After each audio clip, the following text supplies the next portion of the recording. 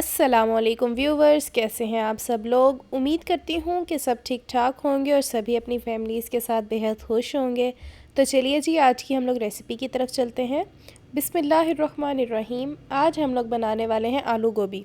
बहुत इजी सब्ज़ी है, ठीक है, बहुत आराम से बन जाती है झटपट। तो चलिए जी, स्टार्ट करते हैं।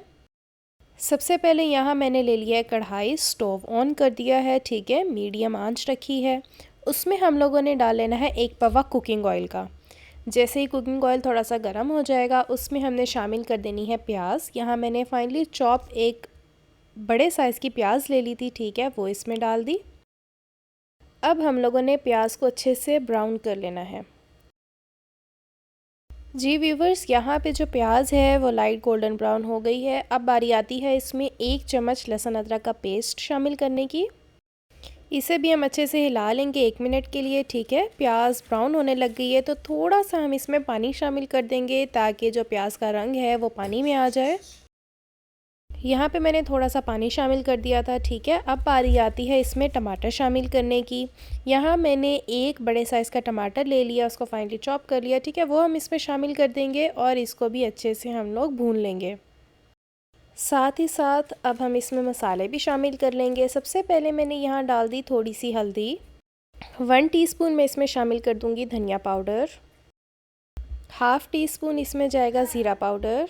हाफ़ टी स्पून इसमें जाएगा काली मिर्चों का पाउडर, ठीक है। हम इसमें लाल मिर्चों का इस्तेमाल नहीं करेंगे, हम लोग गोभी को काली मिर्चों में बनाएंगे। बहुत अच्छा टेस्ट आता है, बहुत ही डिफरेंट टेस्ट होता है इसका। और इस बात का हमने ध्यान करना है कि नमक हमने इस पॉइंट पे नहीं डालना, ठीक है। इसको हम लोगों ने अच्छे से मिक्स कर लेना है, एक बेहतरीन सा हमने इसका मसाला बना लेना है।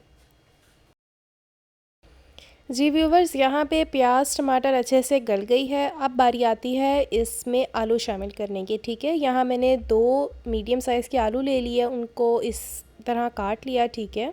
बहुत बारीक नहीं काटा, नॉर्मल साइज़ का काट लिया। अब हम लोगों ने क्या करना है, इस पॉइंट पे आके हमने नमक शामिल करना है, ठीक है। 1 टीस्पून जो है मैंने भर के इसमें नमक का डाल दिया। आप चाहें तो कम या ज़्यादा कर सकते हैं। अब हमने 5 मिनट तक इसकी अच्छे से भुनाई कर लेनी है मीडियम आंच पे, ठीक है। और फिर थोड़ा सा पानी डाल के इसको ढक के रख देना है 3 से 4 मिनट के लिए। जी व्यूवर्स, यहाँ पे अच्छे से भुनाई हो गई है, 7-8 मिनट गुजर गए हैं, ठीक है। अब बारी आती है इसमें गोभी शामिल करने की। मैंने फाइनली चॉप कर ली थी गोभी, ठीक है, बहुत बारीक बारीक इसको काट लिया था। एक पूरा फूल मैंने इस्तेमाल किया है, वो हम लोगों ने इसमें शामिल कर देना है और बिल्कुल हल्के हाथ से इसको मिक्स कर लेना है, ठीक है। इस तरह मिक्स करना है कि जो सारा मसाला है वो गोभी पे लग जाए, ठीक है। इक्वली जो है वो गोभी हर तरफ से मसाले में ढक जाए। जी व्यूवर्स, यहाँ पे इस पॉइंट पे आके जो गोभी है वो अच्छे से मसाले के साथ मिक्स हो गई है। अब हम लोगों ने 1/4 कप पानी डालना है और इसको ढक के रख देना है, ठीक है। मीडियम टू लो फ्लेम पे रखेंगे 20 से 25 मिनट के लिए। तब तक इंशाल्लाह हमारा जो सालन है वो कम्प्लीटली प्रिपेयर हो जाएगा, गोभी भी गल जाएगी और आलू भी गल चुके होंगे।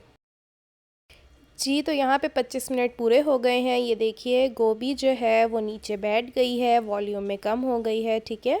हमारे जो आलू हैं वो भी अच्छे तरीके से इस पॉइंट पे गल चुके थे, गोभी भी तैयार थी। तो सालन जो है वो टोटली प्रिपेयर हो चुका है। अब हम इसको कर लेते हैं डिश आउट और इसको करते हैं एंजॉय। जी व्यूवर्स, आप लोग भी इस रेसिपी को ज़रूर ट्राई कीजिएगा, ठीक है। इंशाल्लाह you will going to love this. हम मिलेंगे एक नई वीडियो में एक नई रेसिपी के साथ। तब तक मुझे लाइक शेयर और सब्सक्राइब करना मत भूलिएगा। मुझे अपनी दुआओं में याद रखिएगा। टिल देन, अल्लाह हाफिज़।